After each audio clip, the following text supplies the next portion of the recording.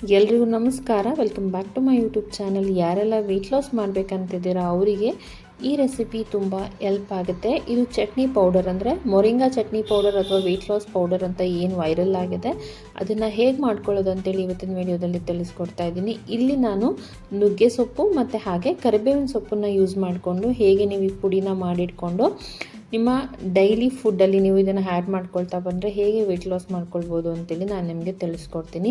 ಈಗ ಆಲ್ರೆಡಿ ನಾನು ಹಿಂದಿನ ವೀಡಿಯೋದಲ್ಲಿ ನಾನು ನಿಮಗೆ ಮೊರಿಂಗಾ ಚಟ್ನಿ ಪೌಡರ್ನ ಯೂಸ್ ಮಾಡಿಕೊಂಡು ಹೇಗೆ ಎಗ್ ದೋಸೆನ ಮಾಡ್ಕೊಳ್ಬೋದು ಅಂತೇಳಿ ಕೂಡ ತಿಳಿಸ್ಕೊಟ್ಟಿದ್ದೀನಿ. ಅದನ್ನು ಕೂಡ ನೀವು ಚೆಕ್ ಮಾಡ್ಬೋದು. ಸೊ ಇದನ್ನು ಮಾಡ್ಕೊಳ್ಳೋದಕ್ಕೆ ಮೊದಲಿಗೆ ಕರಿಬೇವಿನ ಸೊಪ್ಪು ಮತ್ತು ನುಗ್ಗೆ ಸೊಪ್ಪನ್ನು ಚೆನ್ನಾಗಿ ತೊಳೆದು ಅದನ್ನು ಒಣಗಿಸಿ ಇಟ್ಕೊಂಡಿದ್ದೀನಿ. ನಂತರ ನಾನಿಲ್ಲಿ ಬ್ಯಾಡಗಿ ಮೆಣಸಿನ್ಕಾಯಿ, ಕೆಂಪು ಮೆಣಸಿನ್ಕಾಯಿ, ಹಾಗೆ ಬೆಳ್ಳುಳ್ಳಿ, ಸ್ವಲ್ಪ ಹುಣಸೆಹಣ್ಣು, ಸ್ವಲ್ಪ ಜೀರಿಗೆ, ಕಡಲೆಬೇಳೆ, ಉದ್ದಿನಬೇಳೆ, ಹಾಗೆ ಬೆಲ್ಲ, ಕಡಲೆಕಾಯಿ, ಸ್ವಲ್ಪ ಹಿಂಗು, ಇದಿಷ್ಟನ್ನು ತೊಗೊಂಡಿದ್ದೀನಿ. ಸೊ ಈ ಚಟ್ನಿ ಪೌಡರ್ ತುಂಬ ಟೇಸ್ಟಿಯಾಗಿರುತ್ತೆ. ನೀವು ದೋಸೆ ಮೇಲೆ, ಇಡ್ಲಿ ಮೇಲೆ ಅಥವಾ ಚಪಾತಿ ಮೇಲೆ ಕೂಡ ನೀವು ಸ್ಪ್ರಿಂಕಲ್ ಮಾಡಿಕೊಂಡು ರೋಲ್ ಮಾಡ್ಕೊಂಡು ಕೂಡ ತಿನ್ಬೋದು. ವೆಯ್ಟ್ ಲಾಸ್ ಮಾಡಬೇಕಾದ್ರೆ ಇದನ್ನು ರೆಗ್ಯುಲರಾಗಿ ಕನ್ಸ್ಯೂಮ್ ಮಾಡಿದ್ರೆ ಖಂಡಿತವಾಗ್ಲೂ ನಿಮಗೆ ವೆಯ್ಟ್ ಲಾಸ್ ಆಗೋದಕ್ಕೆ ಹೆಲ್ಪ್ ಆಗುತ್ತೆ. ಮತ್ತು ನುಗ್ಗೆ ಸೊಪ್ಪಲ್ಲಿ ಜಾಸ್ತಿ ಐರನ್ ಕಂಟೆಂಟ್ ಇರೋದ್ರಿಂದ ಅದು ನಮಗೆ ಕೂದಲಿಗೂ ಕೂಡ ತುಂಬ ಒಳ್ಳೆಯದು. ಮೊದಲಿಗೆ ಒಂದು ಪ್ಯಾನನ್ನು ತೊಗೊಂಡು ಈ ರೀತಿ ತೊಳೆದು ಒಣಗಿಸಿ ಇಟ್ಕೊಂಡಿರುವಂಥ ನುಗ್ಗೆ ಸೊಪ್ಪನ್ನು ಚೆನ್ನಾಗಿ ಫ್ರೈ ಮಾಡ್ಕೊಳ್ಬೇಕು. ಅದು ಚೆನ್ನಾಗಿ ಗರಿ ಗರಿ ಆಗೋ ರೀತಿ ನಾವು ಅದನ್ನು ನೀಟಾಗಿ ಫ್ರೈ ಮಾಡ್ಕೊಳ್ಬೇಕಾಗತ್ತೆ. ಅದರಲ್ಲಿರುವಂಥ ನೀರಿನಂಶ ಎಲ್ಲ ಹೋಗಿ ಅದು ಈ ರೀತಿ ಪೌಡರ್ ರೀತಿ ಆಗಬೇಕು. ಅಲ್ಲಿ ತನಕ ನಾವು ಅದನ್ನು ಲೋ ಫ್ಲೇಮಲ್ಲಿ ಚೆನ್ನಾಗಿ ಫ್ರೈ ಮಾಡ್ಕೊಳ್ಬೇಕು. ನೋಡಿ, ಈ ರೀತಿ ಚೆನ್ನಾಗಿ ಅದನ್ನು ಫ್ರೈ ಮಾಡ್ಕೊಳ್ಬೇಕಾಗತ್ತೆ. ಇದನ್ನು ಪ್ಯಾನಲ್ಲಿ ಏನು ಎಣ್ಣೆ ಇಲ್ಲದ ಹಾಗೆ ಇದನ್ನು ಈ ರೀತಿಯಾಗಿ ನಾವು ಚೆನ್ನಾಗಿ ಅದನ್ನು ಬಿಸಿ ಮಾಡಿಕೊಂಡು ಫ್ರೈ ಮಾಡ್ಕೊಳ್ಬೇಕಾಗತ್ತೆ. ಅದನ್ನು ಕೈಯಲ್ಲಿ ಮುಟ್ಟಿದ್ರೆ ಅದು ಈಸಿಯಾಗಿ ಪೌಡರ್ ರೀತಿ ಆಗಬೇಕು. ಅಲ್ಲಿ ತನಕ ನಾವು ಅದನ್ನು ನೀಟಾಗಿ ಫ್ರೈ ಮಾಡ್ಕೊಳ್ಬೇಕು. ನಾನಿಲ್ಲಿ ಕರಿಬೇವಿನ ಸೊಪ್ಪು ಮತ್ತು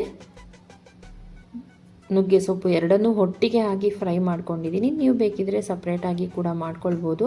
ಆದರೆ ಇದನ್ನು ಒಟ್ಟಿಗೆ ಹಾಕಿ ಫ್ರೈ ಮಾಡ್ಕೊಳ್ಳೋದ್ರಿಂದ ನಮಗೆ ಅದು ಈಸಿಯಾಗಿ ಫ್ರೈ ಆಗುತ್ತೆ, ಒಟ್ಟಿಗೆ ಫ್ರೈ ಆಗುತ್ತೆ.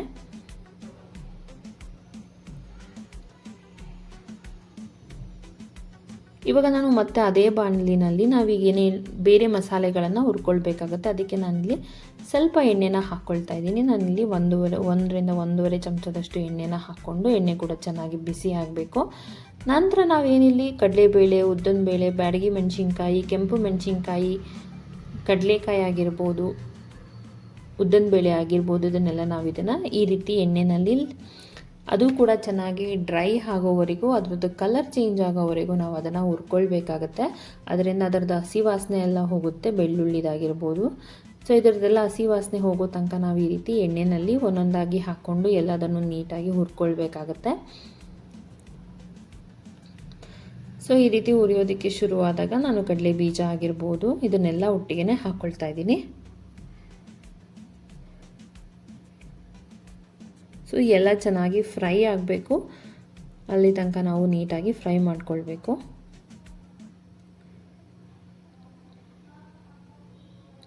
ಸೊ ನಿಮಗೆ ನುಗ್ಗೆ ಸೊಪ್ಪು ಹಾಕಿದ್ದೀವಿ ಅಂತಲೇ ಗೊತ್ತಾಗೋದಿಲ್ಲ. ಈ ಚಟ್ನಿ ಪೌಡರ್ಲಿ ಕಹಿ ಕೂಡ ಬಂದಿರೋದಿಲ್ಲ. ನಂತರ ನಾನಿಲ್ಲಿ ಉದ್ದಿನಬೇಳೆನ ಹಾಕ್ಕೊಳ್ತಾ ಇದ್ದೀನಿ.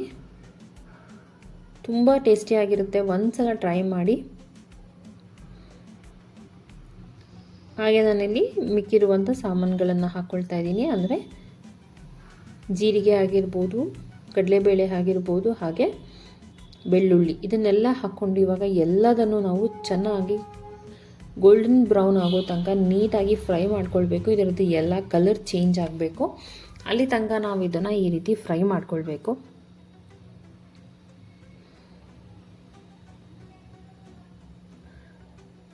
ಇದನ್ನು ನಾವು ಜಾಸ್ತಿ ದಿನ ಇಟ್ಕೊಳ್ಳೋದ್ರಿಂದ ಇದನ್ನು ನೀಟಾಗಿ ಫ್ರೈ ಮಾಡ್ಕೊಳ್ಬೇಕಾಗತ್ತೆ ನಾವು.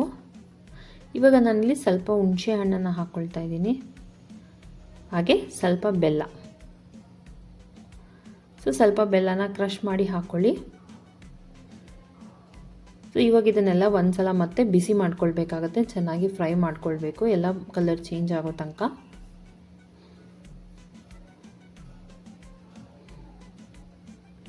ಇದನ್ನು ನಾವು ಚೆನ್ನಾಗಿ ಡ್ರೈ ಫ್ರೈ ಮಾಡಿ ಇಟ್ಕೊಂಡು ಮಾಡ್ಕೊಳ್ಳೋದ್ರಿಂದ ಇದು ತುಂಬ ದಿನ ನಾವು ಎತ್ತಿಟ್ಕೊಳ್ಬೋದಾಗತ್ತೆ.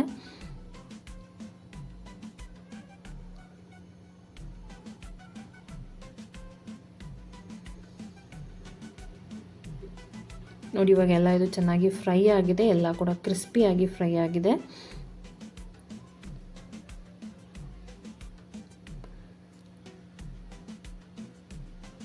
ಇದಕ್ಕೆ ನೀವು ಸ್ವಲ್ಪ ಅನ್ನಕ್ಕೆ 1 ಸ್ಪೂನಷ್ಟು ಈ ಚಟ್ನಿ ಪೌಡರ್ನ ಹಾಕ್ಕೊಂಡು ಸ್ವಲ್ಪ ತುಪ್ಪ ಹಾಕ್ಕೊಂಡು ಕೂಡ ತಿನ್ಬೋದು.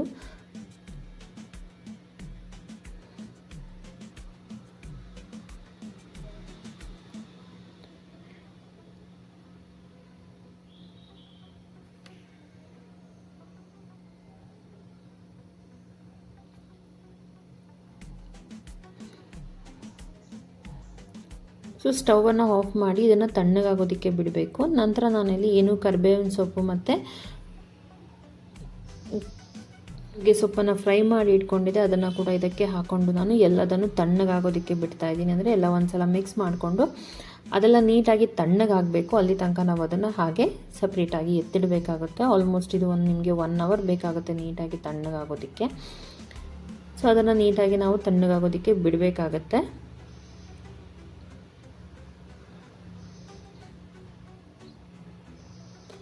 ಸೊ ಈ ರೀತಿ ಎಲ್ಲದನ್ನು ಮಿಕ್ಸ್ ಮಾಡಿ ತಣ್ಣಗಾಗೋದಕ್ಕೆ ನಾವು ನೀಟಾಗಿ ಕೂಲ್ ಆಗೋದಕ್ಕೆ ಬಿಡಬೇಕು. ನೋಡಿ ಇದೆಲ್ಲ ಇವಾಗ ನೀಟಾಗಿ ತಣ್ಣಗಾಗಿದೆ. ಈ ರೀತಿಯಾಗಿ ತಣ್ಣಗಾದ ನಂತರ ನಾನಿಲ್ಲಿ ರುಚಿಗೆ ತಕ್ಕಷ್ಟು ಉಪ್ಪನ್ನು ಹಾಕ್ಕೊಳ್ತಾ ಇದ್ದೀನಿ.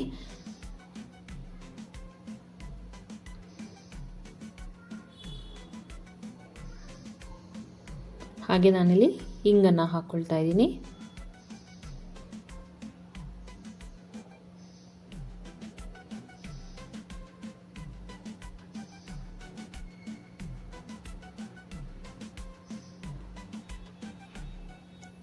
ಇವಾಗ ಇದನ್ನೆಲ್ಲ ನಾವು ಮತ್ತೆ ಒಂದ್ಸಲ ಮಿಕ್ಸ್ ಮಾಡ್ಕೊಳ್ಬೇಕು. ಇವಾಗ ನಾವು ಇದನ್ನು ಒಂದು ಮಿಕ್ಸರ್ ಜಾರಿಗೆ ಟ್ರಾನ್ಸ್ಫರ್ ಮಾಡಿಕೊಂಡು ಇದನ್ನು ನಾವು ಫೈನಾಗಿ ಪೌಡರ್ ಮಾಡ್ಕೊಳ್ಬೇಕಾಗತ್ತೆ. ನೋಡಿ ಈ ರೀತಿಯಾಗಿ ಫೈನ್ ಪೌಡರ್ ಮಾಡಿ ನಾವು ಇದನ್ನು ಒಂದು ಏರ್ಟೈಟ್ ಕಂಟೈನರಲ್ಲಿ ಹಾಕಿ ಎತ್ತಿಟ್ಕೊಳ್ಬೋದು. ಇದನ್ನು ನಾವು ಫೈನ್ ಪೌಡರ್ ಮಾಡಿದ್ಮೇಲೆ ಇದನ್ನು ಒಂದು ಪ್ಲೇಟ್ ಅಥವಾ ಒಂದು ಬೌಲಿಗೆ ಹಾಕ್ಕೊಂಡು ಅದನ್ನು ಕೂಡ ನಾವು ಸ್ವಲ್ಪ ತಣ್ಣಗಾಗೋದಕ್ಕೆ ಬಿಡಬೇಕು. ಆವಾಗ ಇದು ಉದುರಾಗಿ ನಿಮಗೆ ರೆಡಿ ಆಗುತ್ತೆ. ಇವಾಗ ಇದು ರೆಡಿ ಆಗಿದೆ. ಇದನ್ನು ನಾವು ಒಂದು ಏರ್ಟೈಟ್ ಕಂಟೈನರಲ್ಲಿ ಹಾಕಿ ಇಟ್ಕೊಂಡ್ರೆ ನಮಗೆ 2 ರಿಂದ 3 ತಿಂಗಳವರೆಗೂ ನಾವು ಇದನ್ನು ಯೂಸ್ ಮಾಡ್ಬೋದು. ಇದನ್ನು ನೀವು ಆದಷ್ಟು ಚೆನ್ನಾಗಿ ಫ್ರೈ ಮಾಡಿ ಈ ರೀತಿ ಪೌಡರ್ ಮಾಡಿಕೊಂಡ್ರೆ ನಿಮಗೆ ಇದು ತುಂಬ ದಿನ ಬಾಳಿಕೆ ಬರುತ್ತೆ. ವಿಡಿಯೋ ಇಷ್ಟ ಆದರೆ ಲೈಕ್, ಶೇರ್, ಸಬ್ಸ್ಕ್ರೈಬ್ ಮಾಡೋದನ್ನು ಮರಿಬೇಡಿ. ನೀವು ಟ್ರೈ ಮಾಡಿ ಹಾಗೆ ಹೇಗೆ ಬಂತಂತೇಳಿ ನನಗೆ ಕಮೆಂಟ್ ಸೆಕ್ಷನಲ್ಲಿ ತಿಳಿಸಿ. Thank you.